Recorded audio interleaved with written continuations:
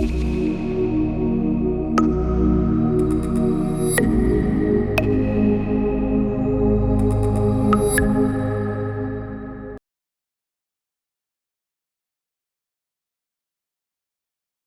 चलिए आज हम देखते हैं इंटरैक्शन किसका इंटरैक्शन इलेक्ट्रोमैग्नेटिक वेव्स का किससे एटमॉस्फेयर के साथ। तो जब इलेक्ट्रोमैग्नेटिक वेव्स का एटमॉस्फेयर के साथ इंटरैक्शन होता है तो हमने देखे थे कितने phenomena, 4 phenomena, absorption, refraction, scattering और रिफ्लेक्शन। तो फर्स्ट फिनोमिना जो क्या है, एब्जॉर्प्शन, हम उसको आज देखेंगे। तो एब्जॉर्प्शन में क्या होता है, जब वेव्स आ रही हैं आपकी इलेक्ट्रोमैग्नेटिक वेव्स जब एटमॉस्फेयर में आ रही हैं तो कुछ कुछ वेव्स जो रहेंगी वो हाईली एब्जॉर्ब्ड वेव्स रहेंगी, वो क्या होंगी, बहुत ज्यादा एब्जॉर्ब हो जाएंगी। अब अच्छा एक बात बताइए, अगर वेव्स एब्जॉर्ब हो गई, कुछ कुछ वेव्स है जो बहुत ज्यादा एब्जॉर्ब हो गई, तो क्या आप उसको रिमोट सेंसिंग के लिए यूज कर पाएंगे? नहीं, उन वेव्स को हम रिमोट सेंसिंग के लिए यूज नहीं कर सकते। क्यों? क्योंकि वो टारगेट तक आ ही नहीं पाएंगी। मान लीजिए आपको कुछ चीज थी, उसका क्या चाहिए था, सिग्नल चाहिए था कि हाँ भाई इमेज, क्योंकि जब आपकी रेस टकराएंगी और रिफ्लेक्ट होंगी तभी तो आपको फाइनल सेंसर्स पर इमेज मिलेगी। बट मान लीजिए वो वेव यहाँ पर आई, जो वेव को आपने यूज किया है, वो वेव यहाँ तक आई और एब्जॉर्ब हो गई, तो आपके टारगेट तक वो वेव पहुंची क्या? नहीं। तो आपको क्या वो इमेज मिलेगी? नहीं मिल पाएगी। तो इसीलिए हमको क्या करना है, हमको ऐसी रिमोट सेंसिंग में ऐसी वेव्स का यूज करना है जो क्या हो, एब्जॉर्ब कम से कम हो। तो हमें ये देखना है कि कौन कौन सी वेव्स है जो बहुत ज्यादा एब्जॉर्ब हो जाती हैं। तो हम उन वेव्स को आज देखेंगे। तो देखिए, जनरली जो वेव्स है, जो मेन एटमॉस्फेरिक चीजें हैं जो क्या करेंगी, एब्जॉर्ब करेंगी, वो पहला क्या होता है, ओजोन। ठीक है, ओजोन कैसे करता है एब्जॉर्ब?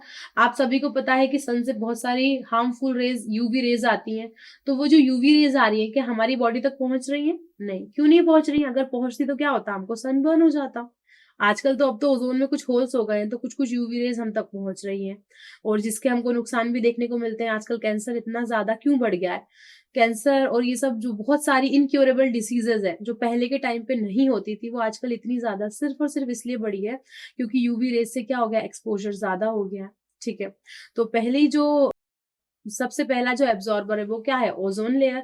ओजोन क्या करता है, 99% यूवी रेस को क्या कर लेता है, एब्जॉर्ब कर लेता है। ठीक है, तो पहला जो है वो ओजोन लेयर। दूसरा कौन सा है, CO2 गैस।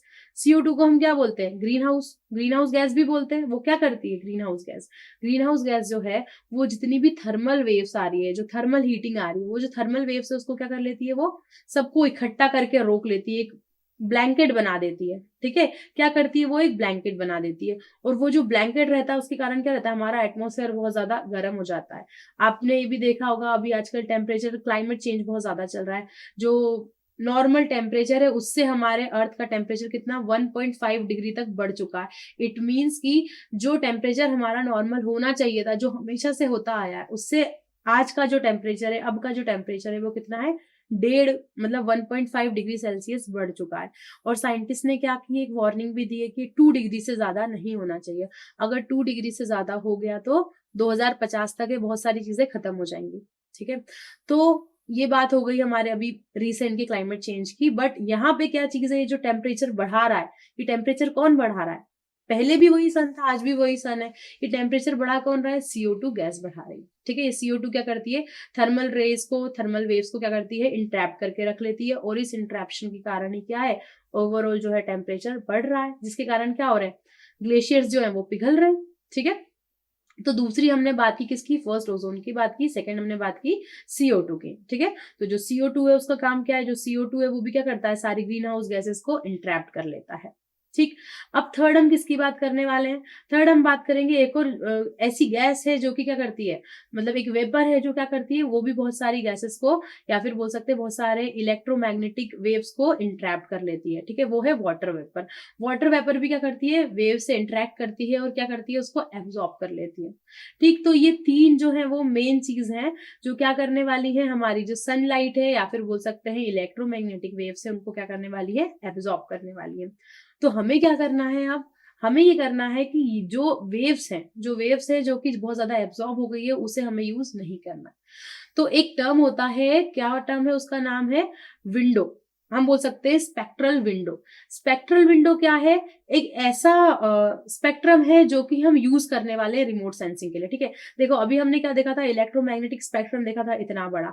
अब उस इलेक्ट्रोमैग्नेटिक स्पेक्ट्रम में हम देखने वाले हैं कि कौन सी इलेक्ट्रोमैग्नेटिक की वो स्पेक्ट्रल विंडो है जो कि हम यूज करने वाले हैं। विंडो मीन्स कि हम कौन सी ऐसी वेव्स है जिनको हम यूज करेंगे, ठीक है। तो चलिए अब हम समझेंगे एब्जॉर्प्शन को और अच्छे से इस विंडो के थ्रू। इस विंडो में हमें स्पेक्ट्रल विंडो में क्या क्या देखने को मिलेगा कि कौन सी वेव्स हैं जो कि कितनी एब्जॉर्ब हुई है। तो सबसे पहले हम स्टार्ट करते हैं यूवी से।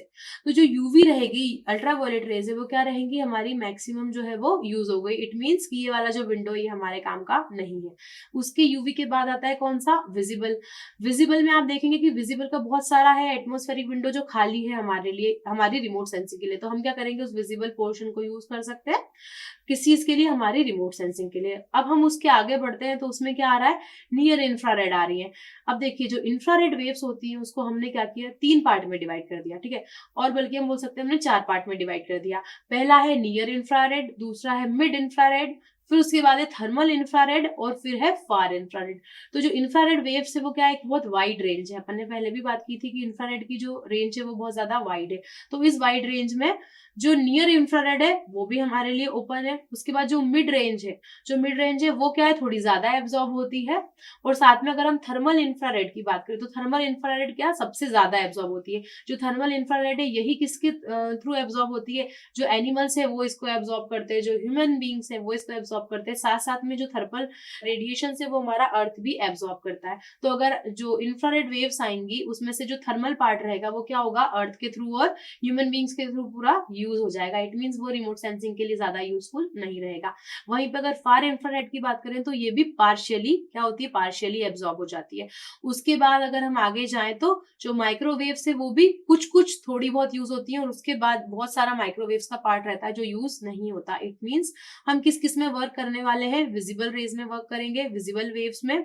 इसके बाद हम थर्मल में भी वर्क कर सकते हैं और हम माइक्रोवेव में भी वर्क करेंगे और रेडियो वेव में भी वर्क करेंगे, ठीक है। तो हमने एब्जॉर्प्शन में सीखा कि एब्जॉर्प्शन क्यों होता है, किस किन चीजों के कारण होता है और एब्जॉर्प्शन के बाद हम किन रेज का यूज कर सकते हैं।